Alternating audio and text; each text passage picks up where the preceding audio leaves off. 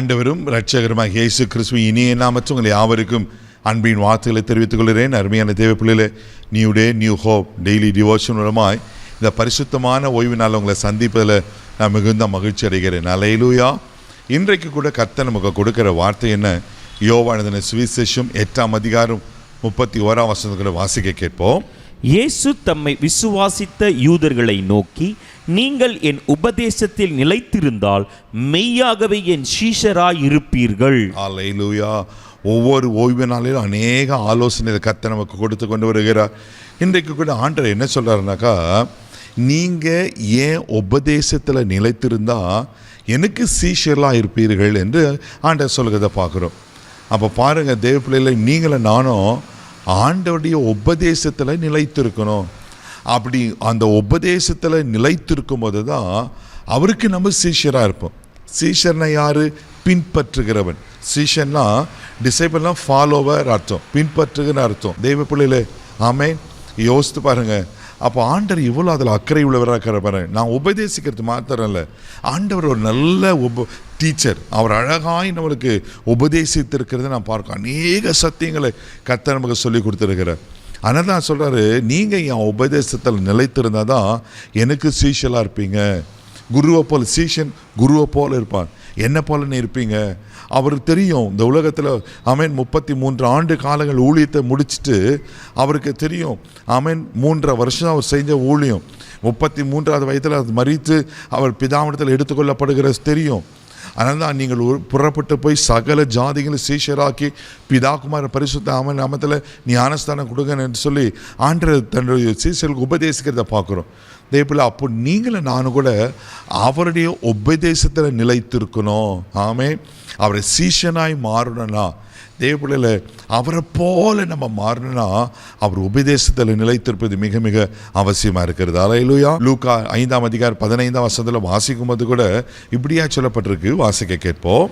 அப்படி இருந்தும் அவருடைய கீர்த்தி அதிகமாய் பரம்பிற்று.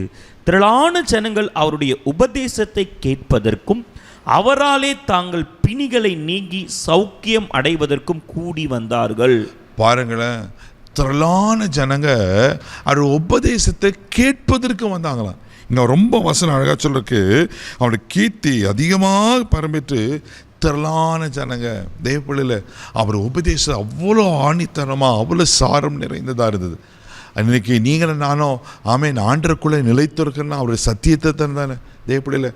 அப்போது அவருடைய உபதேசத்தில் நிலைத்திருக்கணும். அதே லூக்காவின் சுவிசேஷம் 21ஆம் அதிகாரம் 38 கூட வாசிப்பீங்கன்னா இங்கே இப்படியா சொல்லப்பட்டிருக்கோம். வாசிக்க கேட்போம்.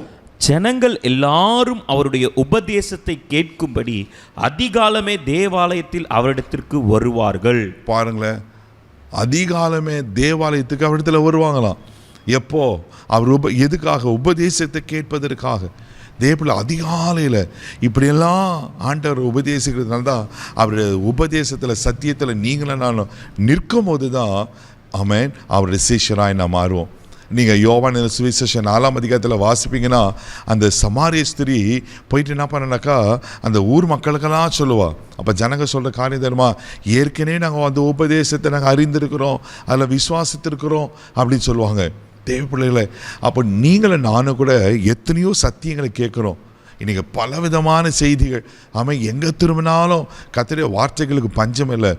ஆனால் அந்த உபதேசத்தில் அந்த சத்திய வார்த்தையில் ஆண்டவர் நமக்கு போதிக்கிற காரியத்தில் நிலைத்திருக்கிறோமா? நான் அப்படி நிலைத்திருந்தால் தான் நான் அவரை போல நான் மாற முடியும், அவரை சீஷனாய் மாற முடியும். இன்றைக்கி ஆண்டவர் நம்ம கொடுக்குற ஆலோசனைனா திருவசனத்தை கேட்கிறதா மாத்திரம் இல்லாமல் அதன்படி செய்கிறதா இருங்க. அவர் உபதேசத்தை நிலைத்திருங்க. நிச்சயமாக நீங்களும் அவருக்கு சாட்சிகளாக இருப்போம். கண்களை மூடி நம்ம ஜெபிக்கலாம். அன்பு தகப்பனே, உமக்கு நன்றி சொல்லி துதிக்கிறோம், ஸ்தோத்திரம்ப்பா. அன்றைய உங்கள் உபதேசத்தில் நிலைத்திருக்கிற கிருபை எங்களுக்கு தாங்கப்பா. உங்கள் உபதேசத்தில் ஆண்டவரே, எங்கள் சத்தியத்தில் அந்த வார்த்தையில் நாங்கள் நிலைத்திருந்து அதன்படி வாழ எங்களுக்கு உதவி செய்ய முடியும் ஆட்சேபிக்கிறோம். நீங்கள் எதை பிரசங்கித்தரோ அதை தான் நான் வாழ்ந்து காண்பித்தீங்கப்பா. ஆண்டவர், நாங்களும் அதுபடி செய்ய எங்களுக்கு உதவி செய்யும். ஆசீர்வதியும் கிருபைக்கு ஒப்பு கொடுக்கிறோம். இந்த நாள் முழுதும் கரமெடுத்து நடத்தும். இயேசுவின் மூலம் ஜெபம் கேளும் பிதாவே, ஆமென். அவர் உபதேசத்தில் நிலைத்திருங்க. ஆண்டவர்கள் ஆசீர்வதிப்பார். God bless you.